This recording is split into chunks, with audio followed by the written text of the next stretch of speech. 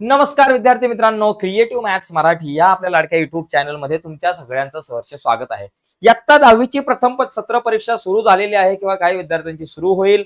आणि गणितामध्ये कसे मित्रांनो आपल्याला 40 पैकी 40 मार्क मिळतील किंवा गणितात कसे जास्तीत जास्त मार्क मिळतील यावर आपण चर्चा करूयात. एक स्ट्रॅटर्जी तुम्हाला सांगणार आहे की जी स्ट्रॅटर्जी जर तुम्ही वापरली तर तुम्हाला गणितामध्ये नक्कीच आउट ऑफ मार्क मिळतील. तर जाऊयात पटकन पुढे जाण्याच्या अगोदर एक रिक्वेस्ट आहे, आपल्या या चॅनलला पटकन सबस्क्राईब करा. नवीन असाल तर चॅनल सबस्क्राईब करून टाका आणि व्हिडिओला लाईक करून टाका. चला जाऊयात पटकन पुढे. तर बघा मित्रांनो, गणितामध्ये जर तुम्हाला चांगले मार्क मिळवायचे असतील या प्रथम सत्र परीक्षेमध्ये तर सगळ्यात पहिली गोष्ट, तुम्हाला घटक चाचणी परीक्षेमध्ये किती मार्क पडले ते आधी बघा. घटक चाचणी परीक्षेमध्ये आपली काय सिच्युएशन होती ते बघा. तर त्या अनुषंगाने आपण पुढचा प्लॅन करू शकतो. म्हणजे काय करायचं, घटक चाचणीमध्ये जर का तुम्हाला कमी मार्क पडले असतील, आता काही मुलांना 40 पैकी 40 मार्क पडतील, पण जी मुलं ज्यांना काहीच मार्क पडत नाही, जी मुलं अभ्यासामध्ये कच्चे आहेत, मग ती पास कशी होतील, त्यांना कसे चांगले मार्क मिळतील, ही पण स्ट्रॅटेजी मी तुम्हाला आज सांगतो, काळजी करू नका. बघा, सगळ्यात पहिली गोष्ट, आपल्या घटक चाचणीच्या प्रश्नपत्रिका बघा, गणित भाग 1 आणि गणित भाग 2च्या त्या प्रश्नपत्रिका डोळ्यासमोर ठेवा. आणि ठेवल्यानंतर एक गोष्ट बघा की या प्रश्नपत्रिकेमधले असे कुठले प्रश्न आहे की जे मला येत नाही, जे मी सोडू शकलो नाही परीक्षेला, आणि जे असे कुठले प्रश्न आहेत की जे मी सोडू शकलो. आता जे सोडू शकलात त्यांना एकदा बघून घ्या, बाबा हे सोडू शकलोय. परंतु जे प्रश्न आले नाही त्याची चांगली तयारी करा, ते प्रश्न परत सोडवण्याचा प्रयत्न करा, म्हणजे जे तुम्हाला येत नाहीये तो भाग तुमचा क्लिअर होईल. ओके, ही एक पहिली गोष्ट करा. दुसरी सगळ्यात इम्पॉर्टंट गोष्ट, जी गोष्ट टॉपर मुलांसाठी सुद्धा उपयोगी आहेत आणि ज्या मुलांना काहीच येत नाही अशा मुलांसाठी सुद्धा. काय होतं माहितीये का, बऱ्याचदा एक प्रॉब्लेम होतो, काही मुलांना वाटतं की मला 40 पैकी 40 मार्क मिळावेत म्हणून मी काय करतो, 4-4 मार्कांचे मोठे मोठे प्रश्न सोडवतो. आणि तो भाऊ काय करतो, छोट्या छोट्या प्रश्नांकडे दुर्लक्ष करतो. आणि त्या मुलाला 4 मार्काच्या प्रश्नात आउट ऑफ मार्क, 3 मार्काच्या प्रश्नात आउट ऑफ मार्क, 5व्या प्रश्नामध्ये आउट ऑफ मार्क. पण त्याचे मार्क कुठे जातात, कधी कधी मल्टिपल चॉईस क्वेश्चन मध्ये मार्क जातात, कधी कधी 1 मार्काच्या एखाद्या प्रश्नामध्ये मार्क जातात, कधी कधी 2 मार्कांच्या प्रश्नामध्ये मार्क जातात. म्हणजे टॉपर मुलांचे छोट्या छोट्या या प्रश्नांमध्ये मार्क जातात. मग ते कसे मार्क नाही जायला पाहिजे यासाठी काय करायचं बघा. सगळ्यात पहिली गोष्ट, संपूर्ण तुम्हाला जी काही प्रकरणं आहे त्या प्रकरणामध्ये नेमके कुठले गुणधर्म तुम्हाला, कुठली सूत्र महत्वाची आहेत, कुठल्या संकल्पना महत्वाच्या आहेत त्या समजून घेतल्या पाहिजे. कारण सूत्र आणि संकल्पना समजल्याशिवाय मला असं वाटतं की आपण पुढे जाऊच नाही. त्याच्यामुळे पहिली पायरी तुम्ही करा की गणित भाग 1 आणि 2च्या प्रत्येक प्रकरणामध्ये कुठली सूत्र महत्वाची आहे.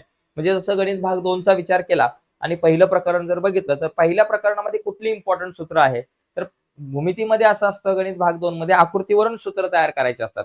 मग त्याच्यासाठी उदाहरणार्थ तुम्हाला सांगतो की पहिला जो गुणधर्म आहे, 2 त्रिकोणांच्या क्षेत्रफळांचं गुणोत्तर हे पाया गुणिले उंची भागिले पाया गुणिले उंची असतं.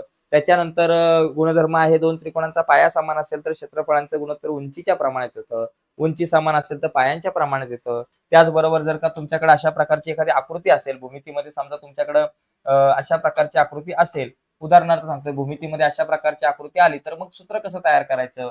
उदाहरणार्थ एबीसी तुमच्याकडे त्रिकोण आहे, इथं पी क्यू आहे, पी क्यू समांतर बीसी आहे, तर बाबा इथं सूत्र तयार होतं एपी छेद पीबी बरोबर ए क्यू छेद क्यूसी. मी काय सूत्र सांगत बसणार नाही, फक्त सांगतोय की बाबा एपी छेद पीबी बरोबर ए क्यू छेद क्यूसी. असं या आकृतीवरून सूत्र कसं तयार होतं.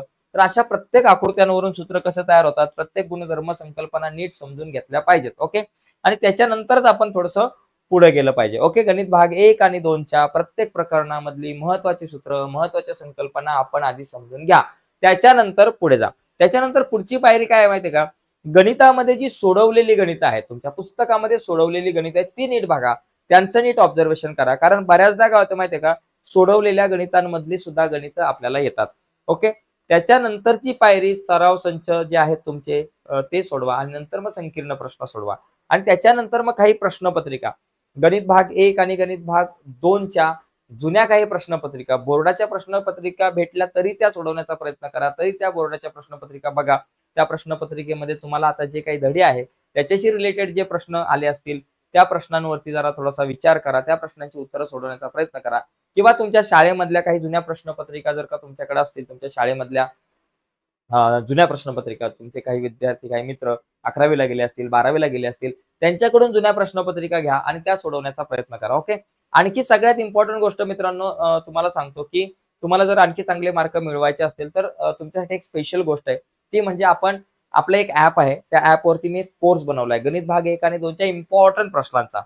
या कोर्सचा वापर जर तुम्ही केला, या कोर्स मधला जर व्हिडिओ तुम्ही बघितला तर तुम्हाला खूप फायदा होईल. तुमच्या प्रथम सत्र परीक्षेसाठी सुद्धा फायदा होईल, तुमच्या शाळेतल्या पूर्व परीक्षेसाठी आणि बोर्डाच्या परीक्षेसाठी सुद्धा। या कोर्समध्ये मी काय केलं माहितीये का, या कोर्समध्ये गणित भाग 1 आणि 2 बघा इम्पॉर्टंट आहे, ज्या मुलांना काहीच येत नाही आणि ज्यांना टॉप करायचं अशा दोन्ही विद्यार्थ्यांसाठी आहे। त्याच्यामध्ये गणित भाग 1 बघा, गणित भाग 1 आणि गणित भाग 2 असे दोन आपल्याकडे विषय असतात। ओके, या दोनही भागांचा जर विचार केला तर या दोनही भागांमधल्या प्रत्येक प्रकरणावर आपण 3 ते 4 व्हिडिओ बनवलेले आहेत। आणि या व्हिडिओमध्ये काय आहे तर या व्हिडिओवरती सगळे इम्पॉर्टंट प्रश्न, या व्हिडिओमध्ये बोर्डाच्या परीक्षेला आलेल्या सगळ्या इम्पॉर्टंट प्रश्नांवरती चर्चा केली आणि जे प्रश्न बोर्डाच्या परीक्षेला येऊ शकतात, तुमच्या प्रथम सत्र परीक्षेला येऊ शकतात, अशा इम्पॉर्टंट प्रश्नांवर चर्चा केली। जवळपास 30-40 व्हिडिओ आहेत, परंतु खूप इम्पॉर्टंट आहे।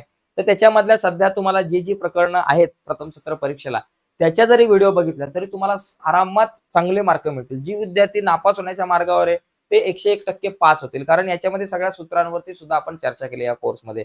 आणि त्याचबरोबर आपण आठवड्यातून 3 दिवस, सोमवार, मंगळवार, बुधवार असे 3 दिवस किंवा परीक्षेच्या टायमाला जास्त वेळ आपण काय असतो, लाईव्ह लेक्चर पण घेत असतो। आणि त्याचबरोबर इम्पॉर्टंट नोट्स सुद्धा तुम्हाला इथं या कोर्समध्ये तुम्हाला बघायला मिळतील। आणि या कोर्सची किंमत किती आहे, फक्त 49 रुपये, म्हणजे एका महिन्याचे तुम्हाला फक्त 49 रुपये भरायचे आणि 49 रुपयामध्ये तुम्ही हा कोर्स परचेस करू शकताय। 49 रुपयामध्ये मित्रांनो तुम्हाला खूप सारा फायदा या कोर्समध्ये होऊ शकतो। 49 रुपयामध्ये तुमची प्रथम सत्र परीक्षेची पण तयारी होऊ शकते, पूर्व परीक्षेची सुद्धा। तर कोर्स खूप इम्पॉर्टंट आहे। तर आताच आपल्या ऍपवरती जा, ऍपचं नाव आहे क्रिएटिव्ह मॅथ मराठी। ऍपची लिंक व्हिडिओच्या खाली डिस्क्रिप्शन मध्ये सुद्धा आहे आणि त्याचबरोबर तुम्हाला प्ले स्टोअरला सुद्धा क्रिएटिव्ह मॅथ मराठी हे ऍप बघायला मिळेल। तर या ऍपला डाउनलोड करा आणि त्याच्यामध्ये हा जो कोर्स आहे गणित भाग 1 आणि 2च्या व्हिडिओचा, तर तो कोर्स डाउनलोड करा आणि तो कोर्स परचेस करा, तुम्हाला नक्कीच फायदा होईल। ठीक आहे मित्रांनो, आजच्या चर्चेमध्ये इथेच थांबूयात। नक्कीच व्हिडिओ आवडले असेल तर व्हिडिओला लाईक करा। नवीन असाल आपल्या युट्यूब चॅनलवर, अजूनपर्यंत चॅनल सबस्क्राईब नसेल केला तर आत्ताच आपला चॅनल सबस्क्राईब करून त्या बाजूला असलेलं बेलचं बटन दाबायला विसरू नका। धन्यवाद, बाय सर्वांना।